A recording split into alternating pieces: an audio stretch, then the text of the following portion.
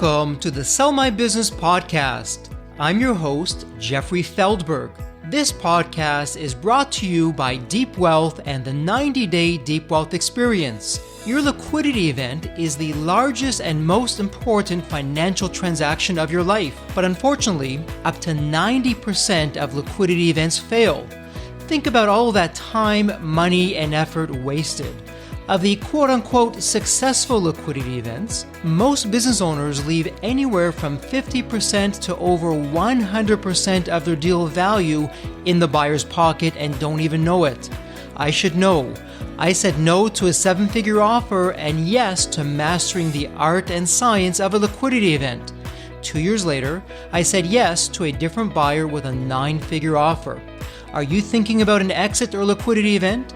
If you believe that you either don't have the time or you'll prepare closer to your liquidity event, think again. Don't become a statistic and make the fatal mistake of believing that the skills that built your business are the same ones for your liquidity event. After all, how can you master something you've never done before? Let the 90-Day Deep Wealth Experience and our 9-step roadmap of preparation help you capture the maximum value for your liquidity event. At the end of this episode, take a moment to hear from business owners just like you who went through the Deep Wealth Experience.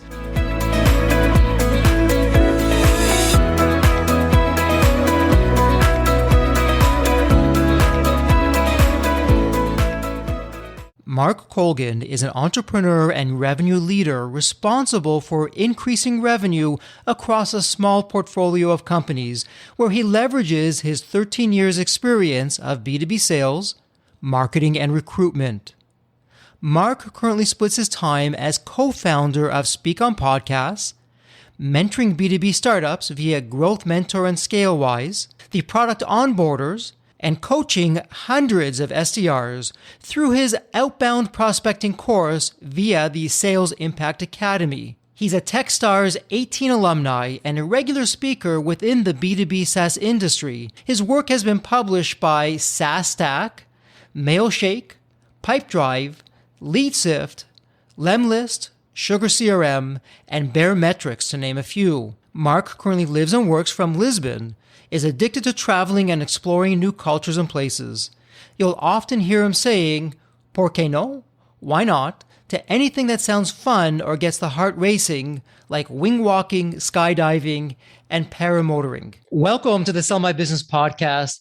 And today we have a really interesting guest. I mean, you talk about business success and growing companies and marketing companies. This fellow is the poster child for that, but he's also involved in something that I think every business owner should really be taking a second look at. But let me not get ahead of myself. Mark, welcome to the Sell My Business podcast. It's such a pleasure to have you with us. Mark, there's always a story behind the story. What's your story? How did you get to where you are today? Thank you, Jeffrey. And thank you so much for inviting me. I've actually been a long-time listener too, so it's been great to finally be on the show. My story, I went to university and I was an average student. I went off to university back in 2005, I believe it was, when I started. And I did this course, I did this degree, which you had a year in industry as part of your overall degree. So you take 2 years of study, 1 year in industry. And I actually studied marketing at the time. And when I was looking for this placement, for this 1 year placement, I couldn't see any marketing jobs that I liked. They all seemed like a glorified T-boy or an admin person. So I ended up working in recruitment. And I took a year and worked in recruitment, which very much gave me the foundations of the career that I have today. It taught me a lot about sales, taught me a lot about people, managing expectations. And I worked in recruitment for about 4 or 5 years until the marketing bug bit me again and I wanted to move into marketing. But fortunately, I knew how recruitment worked and I knew, I guess, the things that needed to be said at interviews when you haven't actually got any experience of doing this before. So I managed to talk my way into marketing, where I worked for around 6 years in B2B technology companies, usually as the first digital marketer, and then later in the career as a head of marketing. I then got to the age of 30 or just before 30, and I realized I hadn't taken a break. I didn't do a gap year. So I took a sabbatical. Well, I quit my job. So it wasn't really a sabbatical. It was an early retirement, Jeffrey, but I didn't have enough savings. So I went to South America and Southeast Asia for 1 year. And whilst I was abroad, I did a very small HubSpot implementation for a friend's company. And I realized I didn't need to go back to a 9 to 5. I didn't need to go back to an office. I could work from anywhere, offering a service that was highly in demand at the time. So I got back from traveling. For 2 years, I was a consultant working on HubSpot implementations and various other marketing technology. But I was riding that roller coaster of being a consultant, always busy, paid well, but you don't nurture your sales because you're too busy doing the implementation. So I started getting interested in productized services. That being a service that you can offer over and over again, but it's to different customers that you sell it to. And I was, by pure serendipity, I put out a message on Facebook, I believe it was, about cold email. And this person reached out and said, hey, can I pick your brains? I'd like to just find out more about your knowledge with cold email. And we got talking, and he ran a lead research and data enrichment company, which had almost 100 team members. And he was looking actually for somebody to be the general manager. So I met him in Paris and I decided to join his team, and I ran that company for just over a year. And then that brings me to June 2020, when I left that business to start my own agency called Speak on Podcasts, which is where I am today. And we help people secure interviews on podcasts that their audiences are listening to. Wow, what a journey. And it's amazing. At the time, as things are happening, maybe you're wondering what the heck is going on? This doesn't make sense. But when you look at where you are today and you take a look backwards, now it makes so much sense. I mean, it was lockstep, one gig into another, learning all these new skill sets, and boom, here you are today. Congratulations. That's amazing. By the way, I am sure for all the listeners on my side of the pond, your accent is absolutely charming, although I probably have the accent to you, but a delight to listen to. So Mark, for our audience as business owners, we're always looking at how do we get the leg up? And how can we get organic kinds of sales, word of mouth, and just grow the business in a way that makes sense time-wise and also capital and money-wise? So speak on podcasts. Talk to us about why, as a business owner, being a speaker on podcasts is something that shouldn't be a nice to have. Really, it should be a must-have. Thanks. So when it comes to podcasting and you look at the audiences that you want to reach, it's usually a much more loyal and attentive audience that you can reach by speaking on somebody else's podcast, because they've worked hard to nurture the audience by bringing on other people who can talk about similar topics. So when you compare that to, say, paid ads, yes, you could do some targeting based on job title or demographics, but a paid ad interrupts somebody, especially when you're selling high ticket services or B2B larger engagements. You're not going to convert somebody just on an advert. You might make them aware of something, but that ad then disrupts them from what they're doing. They have to click away. Then they look at your website. They have to be impressed. And then they either decide to take the next step. We're human at the end of the day. So B2B is still human to human. And we've been telling stories to each other for thousands and thousands of years. And when it comes to podcasting, you have the ability to tell your story with another person and have that conversation and back and forth. And you can tell the things that went well, the mistakes you made, and you can talk around the challenges that your product or service can help people overcome. And people are much more likely to be interested in you because they've had that intimate moment of 30 minutes conversation or 45 minutes of conversation. So I think at a high level, it's just a far better channel for you to be marketing to in 2021, 2022. That's terrific. And listen, you're preaching to the choir. I've drunk the Kool-Aid. I'm fully with you. At the same time, though, I know when I'm speaking to people and the topic of a podcast comes up, and let's take the position that I'm a business owner and I'm thinking, okay, you know what? A podcast can be a terrific marketing tool for me and a wonderful way to network and meet people. But podcasts have been around for so long now, and I'm late to the party. I'm going to miss it out, and I don't have the funds to spend to market and get this out there. Maybe I'm too late. Why would that not be the case, Mark? Yeah, so I think people were saying the same thing about blogs a few years ago. Everybody's got a blog. Why should I have a blog? And if you look at specifically B2B businesses, every B2B business typically has a blog. It's what you should do. When it comes to podcasts, I think you have three main options. You can start your own podcast, you can advertise on podcasts, or you can speak on others. The one that will require the least amount of time for you as the busy business owner is to speak on other people's podcasts, because all you need to do is turn up and speak. There is a little bit more prep work. You might want to listen to a few of the episodes beforehand. But the other question is, can you afford to not be speaking on podcasts? Because when you look at the buyer's journey and how much that has changed over the recent years, so much of that discovery process that buyers go through happens in channels like podcasts, in communities, in peer-to-peer recommendations. And if your competitors are speaking on podcasts and they're dominating that landscape, you really can't afford not to be showing up in the same conversations as your competitors do. Mark, I love it. And I'm hearing your marketing background and your sales background. You can't afford to not be on these podcasts, but you're absolutely right with that. And so as a business owner now, I'm hearing what you're saying and I'm saying, okay, you know what? I never really wanted to produce my own podcast anyways. It's a lot of time and effort, but sure, I can show up. I can talk. I'm a subject matter expert in my particular field. So where would I start, Mark? What does that look like that I can be successful and get a fast start? Yeah, so the first thing to do is to understand that this is a brand awareness strategy and not strictly a lead generation strategy.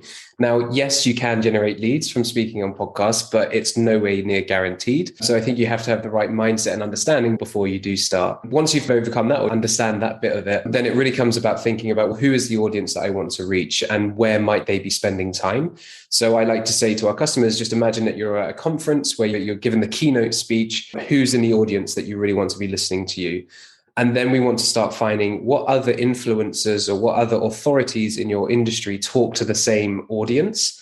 And then maybe have a look to see where they've been speaking on podcasts, because they may have done some due diligence to see if that was a relevant show for them to go and speak on. Then when it comes to your topics, you mentioned that people are a domain expert, and most people are, but some people feel like it's so obvious to them that no one else would want to hear about it. And the one thing that we often say to our customers is what's obvious to you is often amazing to other people. So think of the common questions that you continuously ask. What coachable moments do you have with your clients or even your team members as well that you find yourself going over and over again? What is that area of expertise that you have? So you've got your audience and then you've got your topics that you can talk about. Maybe 3 to 4 topics as talking tracks is a good place to be. And then the next step of the process is to reach out to podcast hosts and see if they're interested in finding out more about you appearing on their interview. And as you would have experienced, Jeffrey, we don't really pitch our customers. We really just want to start the conversation to say, we think that our customer might be able to add value to your audience, but we're not 100% sure because you're the host and you're the one that has that answer. So what do you think that your audience would enjoy hearing from this person? So that's the approach I would take if you're reaching out to podcast hosts. And for our audience, I promise you what I'm about to share wasn't planned, Mark, and I never spoke about it, but I'll just share my experience of working with Mark's company, because Mark, you and I met after the fact. So, running a business, having a podcast, there's more things to do than time itself. And even though you have help with the team, time is always of the essence. And because a podcast, it's really all about content, who you're going to be bringing on, what the topic is. So as a podcaster, you're always on the lookout for, okay, who can I bring on that's an interesting guest? And Mark, to your team's credit, I had an email out of the blue. Hey, Jeffrey, I understand that you have the Sell My Business podcast. Here's someone that we think would be a terrific fit. And then the information was listed, the bio was there, some links were there. And I went through that. And Mark, I have to say in 30 seconds, it was, this is a no-brainer. Reach back out to your team member and boom, things were set up and it was done. So I'm sharing that for the audience because I want you to imagine now you're working with Mark and company and you're looking to get your name out there, build your brand, build yourself as a subject matter expert, a domain authority. For the target audience, which as a business owner, that's going to be other podcasters, it couldn't be easier. So you're just living your life, doing what you're doing, and Mark's team on your behalf is making sure that your best foot is being put forward. And so Mark, with your sales and marketing background, why don't you share with the audience what we hear so much, that oftentimes before someone will ever buy a product or service, it may take 7 or more exposures to that message. How does being out there, being our guest on a podcast, how does that perhaps even accelerate that process or at the very least help it? Yeah, sure. And I think that stat, Jeffrey, has been around for a while now. And I'd probably argue that it's more touch points because we're just overwhelmed with so many different touch points, so more than 7. When we speak to our customers, we often educate them on the fact that it's not just about the interview that you're going to do. You have an opportunity to build a relationship with the podcast host, which could lead to other business opportunities, joint ventures. And then also after that interview goes live and it's been scheduled and published, You've then got a 35-minute conversation, which you can cut into smaller pieces of content and seed that out to your audience as well. So using your own channels across social, organically, maybe you're sending it in your newsletter to your list. You could also do some paid advertising and run ads to get a broader audience as well. And what you're doing there is you're showing up as the advisor, someone giving advice and value rather than saying, come and buy my stuff. So that would be ways that you can take one podcast and create several pieces of content out of it. I sat down recently with a potential customer. They didn't end up working with us. The reason being, they weren't too sure what they wanted to talk about. And we said, come back to us when you know what you want to talk about. But when you can go on a podcast and speak about a topic which you're quite knowledgeable about, you really don't need to spend a lot of time writing 5,000 word ebooks, because 45-minute conversation is typically 6,000 words, unedited, of course. So it would be a lot less once you edit that. But if you speak on a podcast over a period of time, you then build this huge number of words and characters that you can repurpose into written content as well. Also true. And, for our listeners, with what Mark is saying, a lot of podcasts will also have the transcript. So there's your name, there's a transcript. When people are doing searches on a particular topic, your name is coming up there.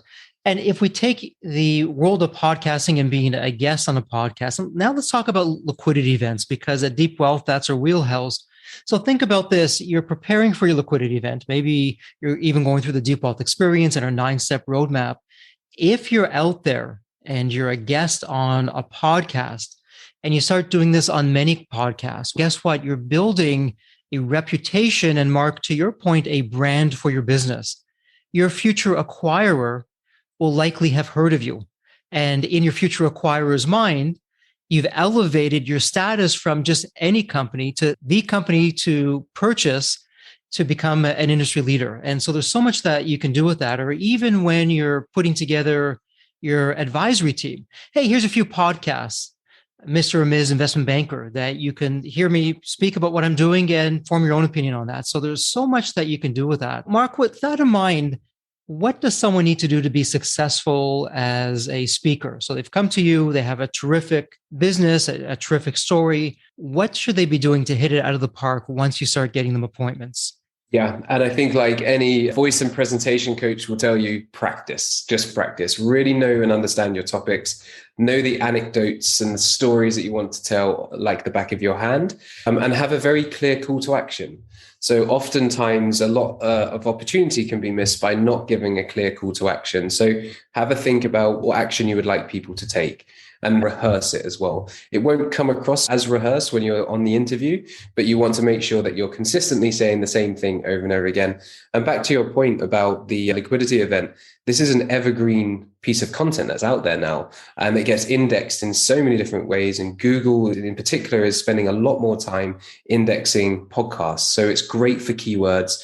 It's great for that certain visibility in the future as well. But yeah, going back to the delivering an exceptional podcast interview, practice your topics, know your stories, and have a very effective call to action, and then follow up with a podcast host after as well. And Mark, it's not necessarily what you're doing directly, but it's certainly related.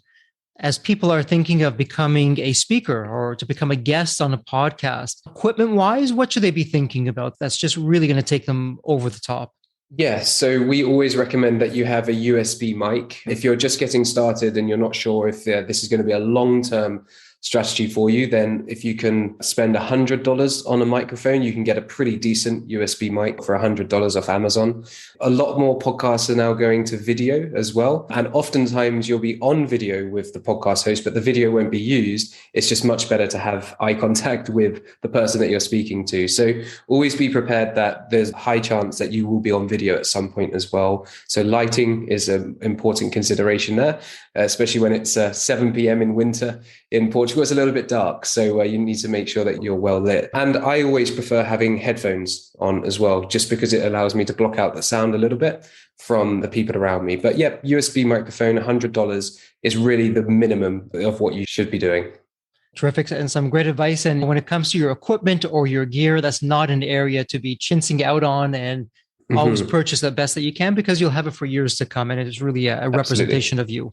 Yeah. Oh, sorry, Jeffrey. One more thing on the equipment is most laptop webcams or MacBook webcams aren't that good, especially in low light. There's an app called Camo, Camo, which you can put on your phone and then use your iPhone or your Android's camera as the webcam. So the one that I'm on right now is my iPhone, which is just in a little clamp above my monitor, and it gives you 4K quality video for the cost of $30. I think the app cost me as well. Now, speaking of technology and just the market, let's talk a little bit about the market trend with podcasts. And Mark, coming out of this pandemic, a lot has changed. From your viewpoint, where are we heading in this world of podcasts now as the world continues to figure out what this new normal is? What should we expect? Yeah, so I think what did come out of COVID, obviously, when a lot of people were moving towards more field-based marketing or running events or hosting events or going to events, relied a lot on face-to-face. That was completely pulled away from them. And as we have a new variant internationally spreading at the moment, I can imagine a lot of restrictions are going to happen again. So we need to go back into what was the new normal of having content which is accessible online that is pretty much on demand as well, because as you've got a global audience, sometimes these live events aren't always that convenient for people as well. So podcasting will see to continue growing. When it comes to people deciding whether they should start one or not, I think more people understand that, again, it's a brand building strategy. It's a brand awareness play, and that it's not a sunk investment because you're building the brand. And it is hard to attribute. It is hard to tie every single dollar of revenue back to the podcast, but it's so vitally important, especially if you have a complex solution or service that you're trying to sell. And it's really easy to tell the story about it. And what you can do is reuse the content, of course. I use podcast interviews with my prospects. If I need to educate them about something, I'll send a snippet of where we spoke about this on a podcast. So the podcast is just a vehicle. You can do so much with it after. And Mark, with your sales and marketing background, I'll just throw a few questions your way, perhaps that you can just share some of your thoughts with our audience. And again, for our audience, let's put our marketing and sales hat on, and we're now this guest. Mark is helping us get onto the podcast. So Mark, from a marketing side, you just said something really interesting, that when you're speaking to a prospective client, you may take a snippet of a podcast and share that with the client. Perhaps for our audience that knows about podcasts, but they're still relatively new to this whole area, it'd be great to hear you explain why being on someone else's podcast, having a third party interview you, what that does for you in terms of credibility. Great question, Jeffrey. And I think the comparison I like to make with this one is, as a business owner, you have a website. Usually most people have a website. If it's your website, you can write anything you want about yourself on that website and nobody's fact checking it. And when you put testimonials on your website, you could make those testimonials up as well. And that's why we've seen the rise of websites like G2, TrustRadius, Trustpilot, Clutch for the agencies out there, because it's third-party endorsement. It's neutral, or supposed to be neutral endorsements. So when you speak on someone else's podcast, you've been, one, invited on as a guest, which increases the level of authority or perceived credibility. And secondly, to the discretion of the podcast host to edit and publish that podcast. So you pretty much know, or the listeners know, they're getting the vetted version of the podcast that comes out, because the podcast host has said this is good enough to go. And there have been instances where podcasts get recorded and maybe the audio wasn't working, or maybe the guest just wasn't as good as what the host wanted to, and they never air them. But when they're good podcasts and they've delivered value for the audience, it's a third-party endorsement sharing it publicly. And all the more reason to have a terrific USB microphone so your audio is just coming over the top. Absolutely. Yeah. And so, Mark, and I know you're not directly involved in this, but really you're an enabler, because working with you, working with your company, you're an enabler in terms of having people get onto podcasts. You mentioned this before, but let's circle back. When you're on a podcast, that podcaster is likely both a networker and an influencer. Do you have any stories that you can share with our audience, how someone became a guest on a show, but that podcaster then was instrumental in perhaps industry contacts or introductions? Yeah, thanks for bringing that back up, because we do say it's not just about the interview. So we've actually learned a lot from our customers over the last year, and we've put together an academy now that all of our customers get access to. And it says about exactly this. So to give some specific examples, one of our customers had a great conversation with the podcast host, which turned into them having a second call, and they signed up on a 70K retainer. So the interview hasn't even been aired yet. I'm sure it's still being edited as we speak today. But we're able to build that rapport with the podcast host, and then the conversation led on naturally. Found out today, actually, that one of our customers stayed on the call for 2 hours after the podcast had finished because they just got on so well. And we found that 3 or 4 of our customers have been invited to speak at private mastermind or community events from that the podcast host also owns. So it's often, when you think about the podcast host, it's not just the only thing that they do. They often have communities, they have their own business, they have their own lists and database as well. So a lot can be done with that relationship you're building with a podcast host. Oh, I love that. Such terrific success stories there from what started off as a very innocent and simple interview that turned into perhaps business transactions or business relationships that are taking place. And Mark, when I think about this, business owners, we have specialists in different areas. So if we have a business question, we'll go to a business lawyer. If we're doing some marketing, we'll have somebody on the growth side or on the marketing side that will help us. So when it comes to podcasts, which really it's an extension of marketing, and I would say it's really more one of the most organic types of marketing that you can do. Can you share for our listeners what your company is doing behind the scenes in terms of the research, making the introductions, finding the fits to make sure that it's a win-win-win for everybody? Yeah, and I like the fact you've mentioned win-win, because that's all we try and do. We're looking for the relevancy between our customers and their expectations, the podcast hosts, and the topics that they've spoken about before. So behind the scenes, there's a lot that goes into the research to find these relevant podcasts. Whilst we do sell services and we guarantee 20 interviews, if there's not enough podcasts to reach out to for our customers, we'll be the first to tell our customer that, look, we can only actually get you on 16 shows because there's not enough podcasts out there. And here's a refund for that. We're not just going to throw them on 4 extra podcasts to get that. So when it comes to research, this is where the recruitment experience really comes in quite nicely, Jeffrey, because I used to spend days hunting down candidates for roles that I was trying to fill. So we use a combination of other influencers that speak to the audience, which podcasts have they been on, which I've mentioned before, keyword matching. There are a number of websites and databases. Listennotes.com is a fantastic database where you can see over 2 million podcasts there, and you can search for keywords and topics and other guest speakers. So the research is one part of it. Also, you want to make sure that the podcasts that you're reaching out to actually interview people.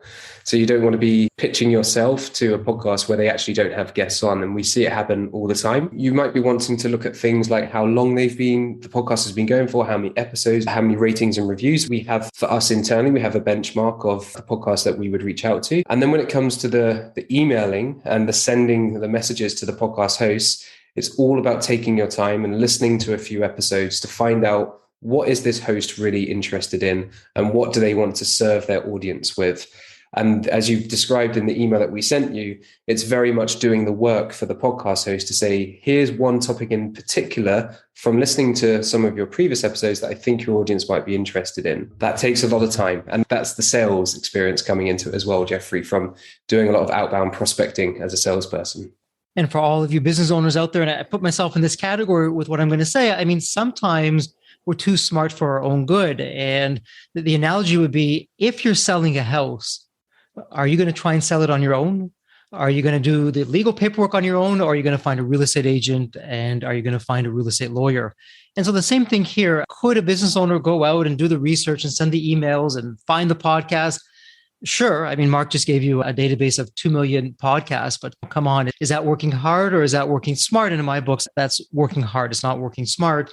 And so it sounds like, Mark, with a professional organization like yourself, you're taking me as a speaker, putting my best foot forward and getting me into the places that maybe I could find on my own, but I probably wouldn't otherwise, and just saving me so much time and effort in the process. Yeah, the one thing I haven't mentioned is it's not the real secret. So we get around 40% of the interviews that we book happen on that first message that we send. Then the remaining 60% of the interviews that we book happen in the follow-up. So we follow up a number of times with the podcast host, but we're not sending messages like, hey, did you see my last email? or just bumping this up. We're trying to demonstrate the value through showing examples of what our podcast, what our customers can talk about. So it might be that we share a link to a previous interview that they've done on a similar show. It could be that we demonstrate another topic because it could have been the topic that we suggested just didn't land that well with the podcast host. So once you get the positive reply, and then the rest of the work happens, which is coordination. So not everybody has a calendar link or a meeting link. So sometimes the emails come back to our team and they say, yeah, I'm interested in Jeffrey. Can he speak at 4? And then we have to go back and say, probably, but let's work out which time zone, what date are you referencing? So there's a lot of back and forth that, again, you don't know that goes into it, but it is very time consuming. What's interesting with that, Mark, and for our listeners out there, I'm going to call it the network effect. So as a speaker, you may be a one-time guest on a particular podcast, but Mark's company isn't. So I'll speak from my own personal experience. Anytime now that Mark's team reaches out to me, well, I've worked with the team before. I've had terrific success. I may not know that speaker, but I have a lot of confidence that, hey, if Mark's company is reaching out to me and recommending Susie's going to be a terrific guest on the podcast. So sure, let's have Susie on the podcast. I don't have to think twice about that. And so just like in business with your advisory team, when you're having a liquidity event, the advisors that you surround yourself with, that becomes your calling card to the rest of the marketplace. And so really, Mark, you become my calling card, my advisor, if you will, on the marketing side when it comes to podcasts to really help make a warm introduction that I'm not coming in cold off the street, that I have a trusted brand. Yeah, and we have this conversation quite a lot because people assume that we have all these relationships with all of these podcast hosts. And I say that, yes, we do. And we've built up some goodwill, but I'm not going to reach out just because we know them if it's not going to be relevant for you or for them. So it doesn't mean that, yes, we just reach out to people that we've spoken to before because we want to make sure it's all about the relevance. And the way that we position it within our own company internally, I always tell the team we have 2 types of customers. We have the customers who pay us for our service, those people who want to speak on podcasts. And then we have the podcast hosts who don't pay us in monetary ways, but they pay us by replying to our emails and accepting our guests. So we're always looking at ways, just like you would with your customers. How do you make your customers more successful? One way we do that is we provide a one-on-one coaching with a voice and presentation coach, Susie, who I mentioned earlier. We cover the cost of that. For the podcast host, we're thinking, what can we do to help them? One, can we just be as efficient as possible for them? So in the actual delivery of the service. But then secondly, and I haven't sent it to you yet, Jeffrey, but I want to, we've created a tool that you can use to create social media posts, emails, and messages from the podcast interviews when they go live. So you can send this to your guest, that interview's just gone live. They just need to fill in the name of your podcast, their name, your name, 3 topics that they spoke about, and we automatically generate 30 pieces of content that they can share across their social media. Wow. Talk about full service. Mark, that's terrific. Yeah. And we're not making any money on it. We're not losing any money on it, but it's adding value to the podcast hosts. And as I said, and I always say to my team internally, we have 2 customers, that let's not forget that. And that's actually why you find on our website, on the testimonials page, there's actually more testimonials from podcast hosts than there is of how many customers that we've actually serviced. Mark, what's interesting, and for our listeners to think about it, and you said this, because let's say, again, we use this on my business podcast, and so my business podcast has worked with Mark's team before. So Mark's team isn't going to just throw anybody my way. So you may be thinking, well, yeah, sure, Mark, is easy. You'll get 20 interviews because you know a gazillion podcasters. But to your point, Mark, when there's already an existing business relationship, the last thing you want to do is taint that relationship. Oh, Mark, the past 5 guests that you've sent, they've been absolutely terrible. I'm just making this up. I'm not going to put any of your other guests going forward. So Mark, you're going out of your way to make sure that that doesn't happen. And again, that's a nice benefit that you get when you have, I'm going to call you a podcast advisor. Why not? When you have a podcast advisor like Mark on your team, when he makes a connection, him and the team on your behalf, it's going to be a solid connection. It's going to be listened to and respected. That's a terrific strategy, Mark, that you're following as well. Thank you. So Mark, as we look to the podcasting, and we're going to just switch gears here in a moment, if there were maybe 3 tips that you can give to our audience that they say, okay, you know what, I'm going to go for this. I'm going to start becoming a guest on podcasts. And Mark, what you're doing, I love that. Sign me up. Let's get that going. So all that's in place. They have the right equipment and they've gone through all the different hoops to get them there. What would be maybe 2-3 things that an up and coming podcast guest can be doing to make sure that they're just hitting it out of the park? Yeah, so I think I would sit down if I was the potential person going to speak a podcast and have a really good think about what is going to be interesting to the audience that you want to speak to. So perhaps not the generic 3 strategies for 2022, because everybody's going to be doing that. And I believe personally in being different in everything you do and adding your own spin to it as much as you can. I don't want to say controversial opinions, but what opposing opinions do I have? What data or experience do I have that I could tell the story of? What customers have I worked with that are super interesting? I'm not going to say the customer name, but I'm going to talk about them anecdotally. So I'd really sit down and think about how can I come up with some different types of topics before I start reaching out to podcast hosts. So be different. And then Mark, they can take advantage of your speech and presentation coach and off they go. Yeah.